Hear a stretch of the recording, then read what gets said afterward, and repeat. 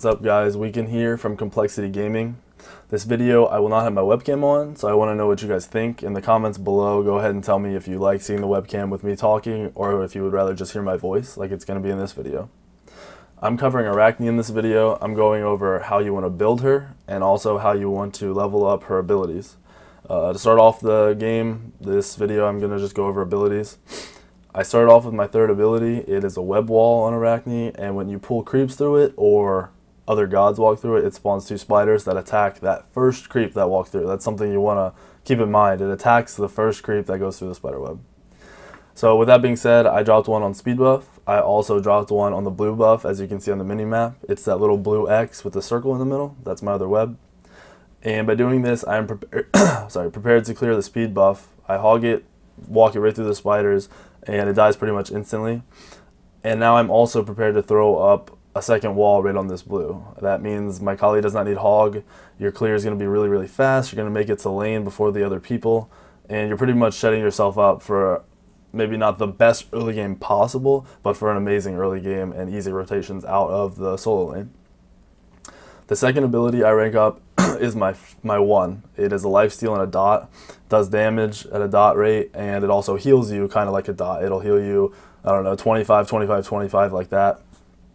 And it's really something you need to keep in mind, because with it you're able to tank a lot of damage and heal it up without people realizing. So as you can see here, I'm fighting in the middle lane. I tank a full creep wave for a little bit, and then I also tank all the damage from this Zhongque.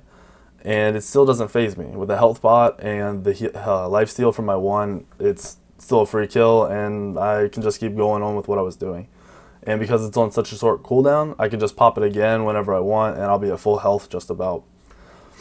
Now that I've gone over the early game, you want to go into your first ability, you want to max it, you want to max your third ability, and then you only want 1 point in your second ability. Second ability is just a stun if you land 3 consecutive auto attacks, and by leveling it up you just attack faster for those 3 auto attacks, which is not that important. You just need to be precise with how you auto.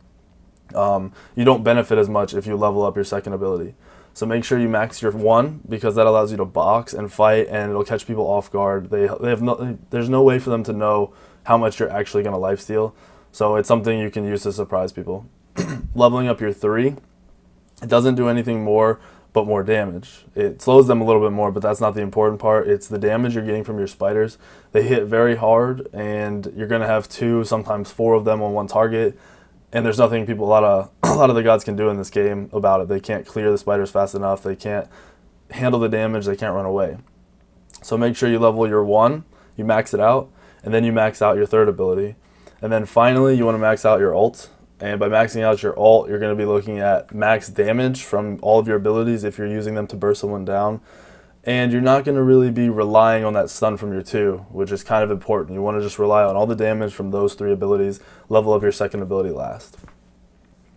Now I'm jumping into the actual build for Arachne. You want to go Warrior Tabby boots. You do not need cooldown boots. They're not useful early. You really just want max damage. You're going to be able to get your auto attacks off for like 100%. You're going to be able to get auto attacks off early, so make sure you have Warrior Tabby. Then I build into Jotuns. I do this simply because you get damage, you get some mana, not that important, you get penetration, which is nice, and you get the cooldown reduction. Cooldown reduction allows you to fight more, and I say that meaning your ult is up more often, it's safer for you to fight, and that's how I look at it, and that's why I like Jotun's Wrath first item. By having your ult up more often and fighting more, you're putting yourself in a better position to get ahead, and you will not fall behind if you're putting pressure on the other team. I then go into Executioner as my third item. I do this because I go into a crit build on Arachne. I feel like it's the best for burst and damage and just carrying your team in ranked.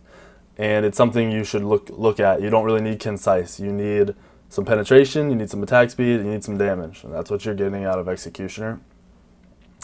After I'm through my Jotun's Wrath, I'm done with my Executioner, I build into Rage. I build into Rage because you get 3 auto attacks up right away by popping your second ability. And by getting those 3 auto attacks up, you're guaranteed to crit at least once. In my eyes, your stacks go up really fast, and that's a 200, 300, 400 crit.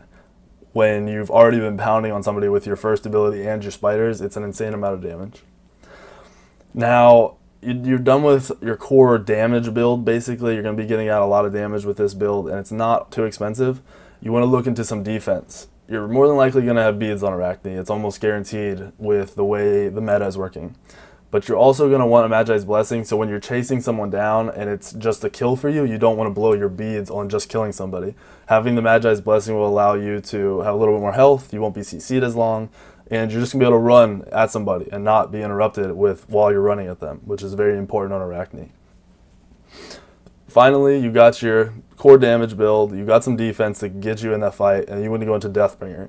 This is going to maximize your crit damage, it's going to maximize your burst, and you're going to be able to 1v1 just about every single god in this game if you're on the same level of farm.